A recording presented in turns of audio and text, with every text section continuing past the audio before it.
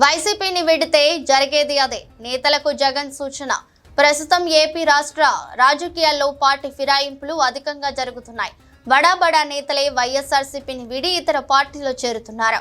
ఇది ఇప్పుడు ఏపీ రాజకీయ వర్గాల్లో జరుగుతున్న ఆసక్తికర చర్చ. ఒకప్పుడు ప్రతిపక్షాలను గౌరవించాలని, ప్రతిపక్ష పార్టీలకు చెందిన వారిని తమ పార్టీలో చేర్చుకోకూడదన్న నిబంధన ఉండేది. కానీ ఇలా వైసీపీ ఖాళీ అవుతుండటంలో ఏపీ సీఎం చంద్రబాబు పాత్ర ప్రముఖంగా ఉన్నట్లు వినిపిస్తోంది. వైసీపీని పూర్తిగా నాశనం చేయాలనే ఉద్దేశంతోనే చంద్రబాబు స్కెచ్ వేస్తున్నాడని వైసీపీ శ్రేణులు చర్చించుకుంటున్నారు. 2 రాజ్యసభ సభ్యులు, 3 ఎమ్మెల్సీలు ఇప్పటికే రాజీనామా చేయగా మరికొందరితో టీడీపీ నేతలు టచ్ లో ఉన్నట్లు సమాచారం. అయితే ఇలా పలువురు నేతలు వైసీపీని వీడుతుండటంతో వైఎస్ జగన్ స్పందించారు. పార్టీని వీడుతున్న వారికి గతంలో తగిన ప్రాధాన్యత ఇచ్చామని గుర్తు చేశారు. ఒక్కసారి ఓటమితో అంతా అయిపోలేదని, మళ్లీ పార్టీ అధికారంలోకి వస్తుందని.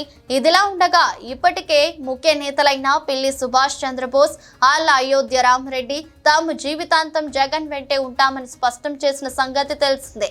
వ్యక్తిగతంగా ఎంత నష్టం జరిగినా వైసీపీని వీడే ఆలోచన తమకు అసలు లేదని, ఈ మేరకు రాజ్యసభకు సైతం రాజీనామా చేయడం లేదని తేల్చి చెప్పారు.